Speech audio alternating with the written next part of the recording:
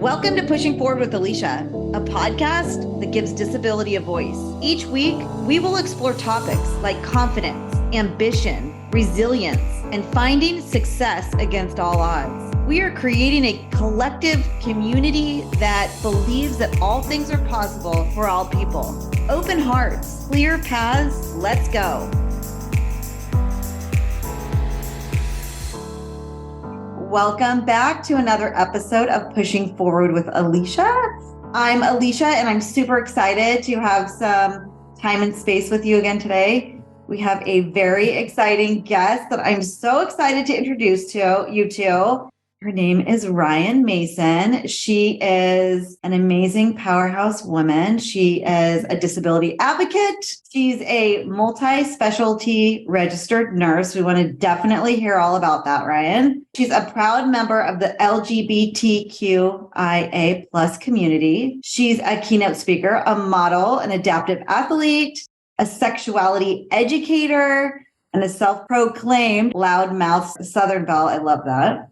Can you paint the beautiful picture to our listeners about who you are and maybe a little bit about your disability, whatever you're comfortable with? Yes. Well, first of all, thank you for having me. It is just a pleasure. And like you said, my name's Ryann. I go by Rye sometimes. I had undiagnosed ADHD until I was 30, so I have a lot of interests, as you can tell.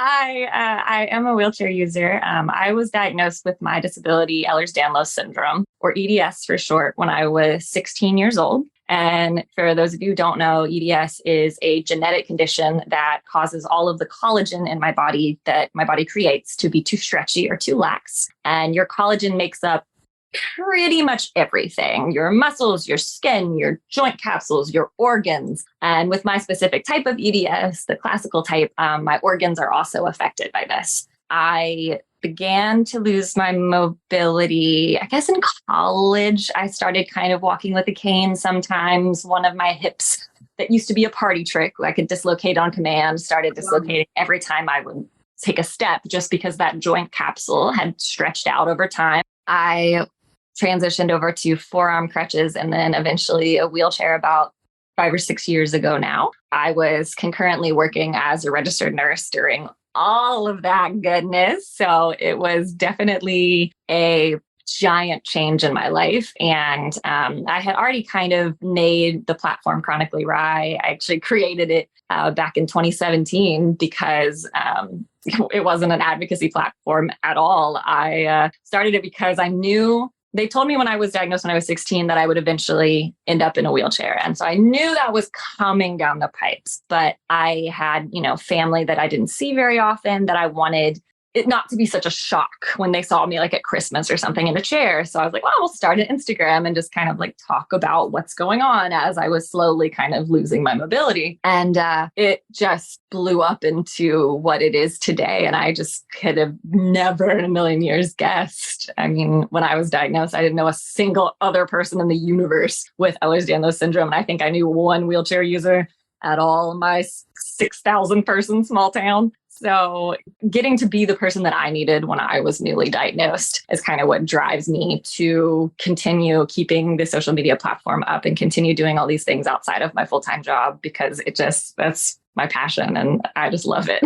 I love it. And your platform is just so positive. And I think it's really interesting what you just said about you were diagnosed and it was your way of easing other people into it. And I kind of have that same inclination in my life to try to make it easier on other people or ease them into it. So I think that was an interesting outlet for you. What has been more difficult? Has it been the internal pieces of your disability or the external? I think it depends on the day. I started working in healthcare when I was 16, around the same time I was diagnosed, as a volunteer EMT. And I continued doing that and working in emergency medicine all the way through nursing school. And then when I graduated from nursing school, I started in the ER. I loved the ER. I loved trauma. I loved getting to be that kind of calm presence for somebody who is, it's just another day at work for me, but for them, it's very possibly the worst day of their lives. And so I was actually training to become a flight nurse when I started to become more reliant on mobility aids. And so I was at kind of like the height of my career. And so I said, well, I'm just going to kind of ease myself into it. I got a job that was still in the hospital as a case manager, hilarious enough, what I do now. And I said, well, I'll just keep a part-time spot in the ER. So I didn't have to rip that Band-Aid off all at once. But then due to red tape, there were reasons that I wasn't able to return to that job. And so it was kind of all ripped away at once. And this is the second time in my life where what I was seeing as my career goal or my dream was what I thought taken away from me by my disability. Growing up, I wanted to be a dancer. I had no desire to do anything medical at all. I was like a singer, actor, dancer, theater kid. And about the time I was diagnosed, that's when they were kind of saying, that's not something that you can do long term. And I had to start my whole life over at, 18, after having all of these dreams for so long. And so for that to kind of be like the second time that it had happened to me in my life, that was really, really difficult to cope with. And I did not cope well. And so I started talking about, grief reactions and how nobody really tells you that loss of body autonomy and that loss of whatever it may be due to your disability, it is a grieving process. It is something that you lose and that you will have grief reactions to. And this was, again, another time in my life where I could kind of go, wait a minute, nobody told me this. I'm going to talk about it on the internet, and I bet somebody else needs to hear about this. That's awesome.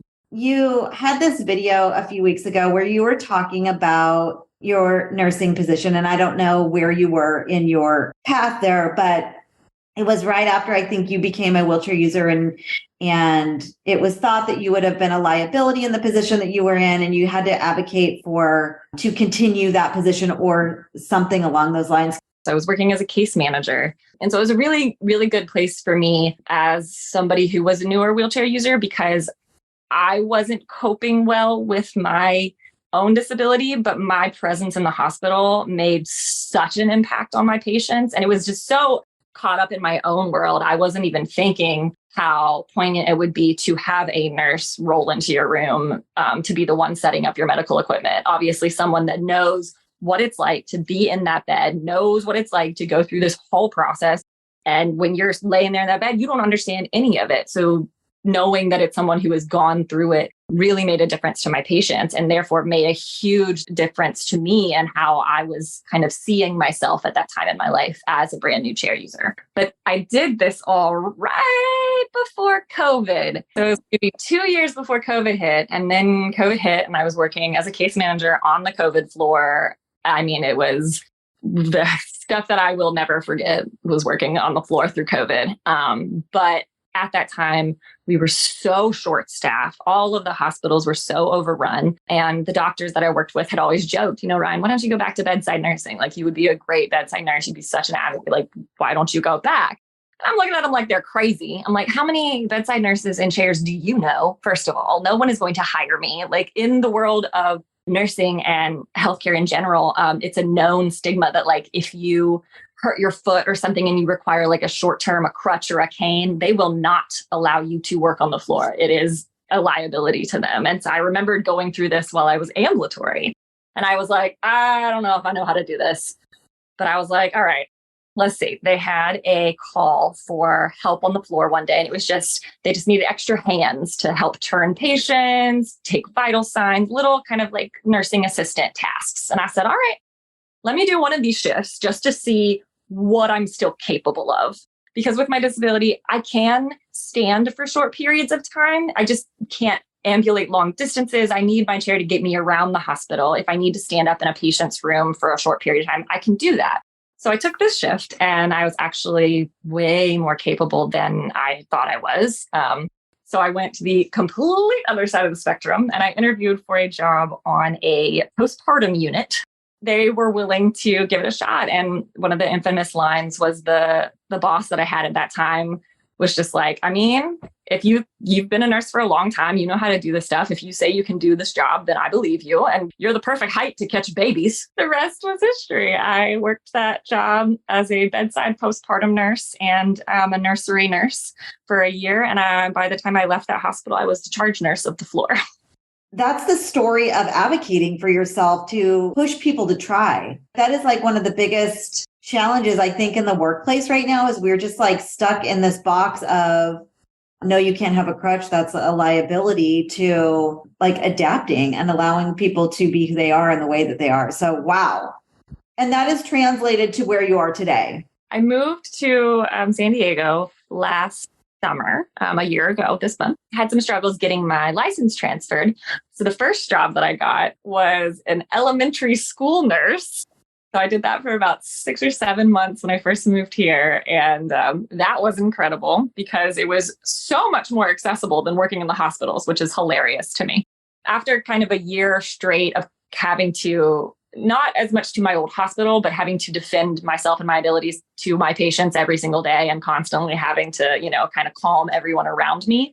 It was a really nice reprieve to just kind of do my job and no one really batted an eye at the chair. But then I was offered another case management position and the money was too good. I said, okay, all right, I'll go back to it. But I didn't really think about the difference between case managing at home. I was in a smaller hospital. I wasn't getting trauma patients, things like that. And my first day in my new hospital in San Diego, I rolled onto the unit and realized that the unit that they put me on gets a lot of brand new amputees, brand new spinal cord injuries, brand new strokes, the first introduction to mobility aids, way more than I did back east. And it had been like the coolest kind of like full circle moment for me because now, I've been doing this in a chair, working at different hospitals for long enough that I'm comfortable in my abilities. I know how to adapt to my surroundings. So that's cool for me. And then I remember just last week, I had a patient. He was pushing around with physical therapy and he's a new amputee. And I pushed over next to him and I was like, hey, nice wheels. You want to race? Like, what's going on? And he starts talking to me and opens up a little bit. And he says, this sucks so much. Like, I always wanted to be a police officer. I said, so why can't you be a police officer? And he's like, what are you talking about? I said, well, I'm a nurse. So I got a friend that's an amputee, it's a firefighter. And I know quite a few police officers that are amputees. Like, that's not out of the realm of possibility at all. That these people are brand new to the disability community. They could not possibly know everything that's out there for them. And so for me to be able to go in there and, tell them about adaptive athletics or tell them about just what my life is like, as well as being able to use my background, my nursing degree and my career to get them the appropriate equipment that they need because of life experience, not just the crappy stuff that they give you right out of the hospital. The more years I do this, the less pushback I seem to get. And I like to think that that is the trend for disability employment. I hope that is the trend for disability employment. And I think the more and more voices of change are starting to come out and we're starting to see it more. Let's take a quick break. You're listening to Pushing Forward with Alicia. If you're an employer looking to motivate and inspire your team through the power of diversity and inclusion and learn more about disability inclusion in the workplace and how to include disability into your DEI efforts, please check out my keynote speech offerings on aliciaanderson.com. That's ALYCIA Anderson with an O.com. Click on speaking. Welcome back to Pushing Forward. I'm Alicia. We have got Ryann Mason. She is an amazing powerhouse woman. She's a keynote speaker, a model, an adaptive athlete. Do you do advocacy work? Back in Virginia, I was Miss Wheelchair Virginia for 2 years during COVID. And so I traveled all over the state. And my main platform was advocating for disabled employment and healthcare. So I did a lot of public speaking back then. I got to be one of the coolest things I ever got to do. I was the keynote speaker for the National Institute of Health for their Disability Employment Month. I love that you just led into you being Miss Wheelchair. I ran for Miss Wheelchair California. I won Miss Congeniality. I didn't win. Yeah. Congeniality. That's okay. But I ran for literally I was like, if I get this, like, I really want to be, it was maybe 5 years ago that I ran, and like, that would be a great platform to start to leverage speaking. I'll have something that I could, so I love it that you use that platform to leverage what you're doing. And Can we talk about advocacy? Absolutely. You're like, yeah, this is my jam. When I first became a case manager after leaving bedside nursing, I was so just like, this is not what I want to do. I do not want to work with insurance companies. I do not want to have to deal with this all the time. And the longer that I did it, the more I was like, wait a minute.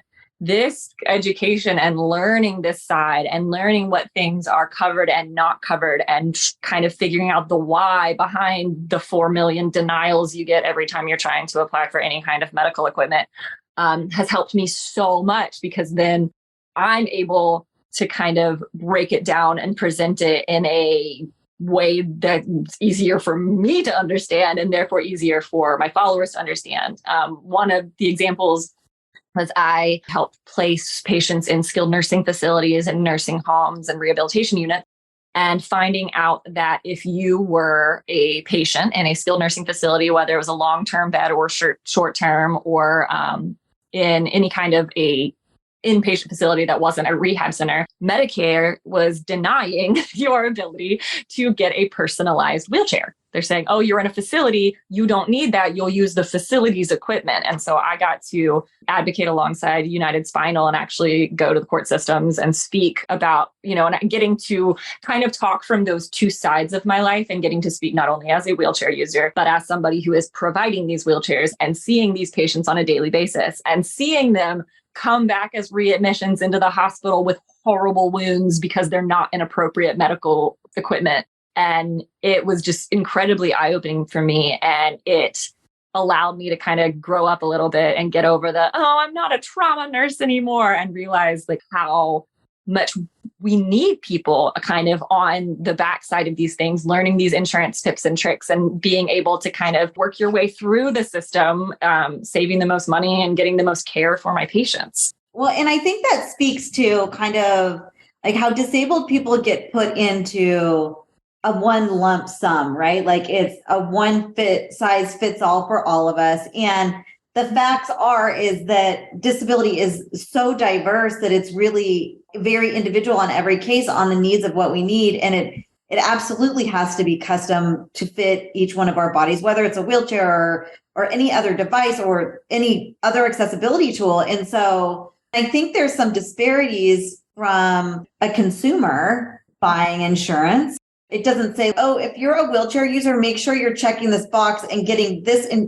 I mean, the insurance that I have right now, it doesn't even cover durable medical. And I'm afraid right now, like under the Affordable Care Act, there's no pre-existing, but I don't trust that there won't be again, And so when you're in a position like we are and you need these things, I'm always thinking, this like literally could affect independence, mobility, health, medicine, all of it. And so I think this topic that you are advocating for is so important. Thank you. How do things get better? What do we need?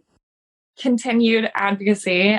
We need more people who are kind of willing to be just like us, to push through barriers and to be the first person and be there to show up and to show that this community is not going anywhere. We are employable. We aren't just going to sit in a corner anymore. We're not just going to sit in our homes, unless we want to. There are so many possibilities. And the more of us that are kind of out there doing this and fighting this fight, that I think the more normalized it becomes. And I hope, but the joke I always make is, I'm going to blaze a freaking rainbow path filled with glitter all the way through this so that the people behind me don't have to do that and don't have to be this crazy, like bright target kind of thing. I want to be the one that you guys remember when you have 2 or 3 wheelchair users coming to apply for jobs. And you can think back and say, oh, no, wait a minute, Ryan did it. So why can't we give this one a shot? And then I hope that like down the line, it just becomes so much more normalized to see people with visible disabilities working in whatever field they do so choose, because there are so few fields that are adaptable. It's just the people in them don't always know how to adapt the field. My number one thing I would get asked when I was working bedside was, well, one, don't your coworkers hate having to pick up all your slack? For me, because I said, no, I was very selective about the type of nursing that I went into so that no one would have to pick up any slack at all. The only thing that I would not do was ambulate. I would not walk new C-section patients if they seemed fairly unstable. And every single time I had one, someone else on my unit would do that for me and I would do something else for them. Other than that, the only other adaptation that I ended up needing was a office chair that could be pumped up high because I had trouble seeing over into the bassinets to draw blood on the babies. That was it. And every single NICU bed is staffed with a raising office chair for the nurses to be able to work on the NICU babies. It was just this huge rigmarole to hire a wheelchair user, but the actual employment and the time that I spent there, I was just like anybody else. I love what you just said about the collaboration. Sometimes I would need help doing X, and on the flip side, somebody else would need help doing other things. And that is absolutely how inclusion in the workplace works, is it's collaborative and collective and ongoing. And it's always an opportunity to practice and find a path forward. So, I mean, I think you are breaking down barriers, and I'm really inspired by your story. It's so good. We're just now starting to see women in the workforce that have disabilities that are leading. So when I get to meet somebody like you, it makes me feel like I've got my peers and my people that get to fight, understand and then have the opportunities to see the impact, which is so freaking cool. Love it. Tell us about your platform. How do we find you? Yes, absolutely. I'm very easy to find out on the interwebs. If you Google chronically RY, chronically Rye, I am on Instagram, Facebook, TikTok, LinkedIn, lots of videos about advocacy. We do car ride conversations. We have a video series called Dildos and Dislocations that is all about sexuality in the disability community, anything and everything you could possibly imagine. And also just a really cool place if you want to come, vent, get some advice. My inbox is always open and I'm always responding to my followers because that's what it's all about. That's what I'm here for. Y'all are my people. And I would not be in this place or have anything to advocate for if it wasn't for our community. I love to wrap up the show with a pushing forward little inspiration, motto, something you live by, something that's going to inspire our audience to be better allies for diversity and disability and inclusion and all of that. Do you have a little nugget? Absolutely. So something that people never, ever guess about me is when I was growing up, I was actually very shy in school and everything. I was very, very shy and quiet. And so at a younger age, I think I was in middle school or so, I saw this quote and the quote was just, "Fear is temporary, regret is forever." I said, I want to stop being so scared. I want to stop being so shy, like this little kid. And I was like, all right, I'm just going to start saying yes to everything that scares me. And as my life has progressed, I've kind of always just kept that motto in the back of my head. It's just, life is really, really short. And I refuse to not milk every single last drop out of it that I got, no matter if I have to shove my way in there with all four wheels. I love it. Ryann, thank you so much.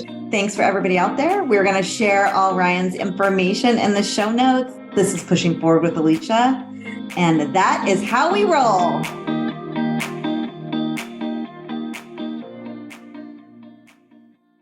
If you're an employer looking to motivate and inspire your team through the power of diversity and inclusion, and learn more about disability inclusion in the workplace and how to include disability into your DEI efforts, please check out my keynote speech offerings on aliciaanderson.com. That's ALYCIA Anderson with an O.com. Click on speaking.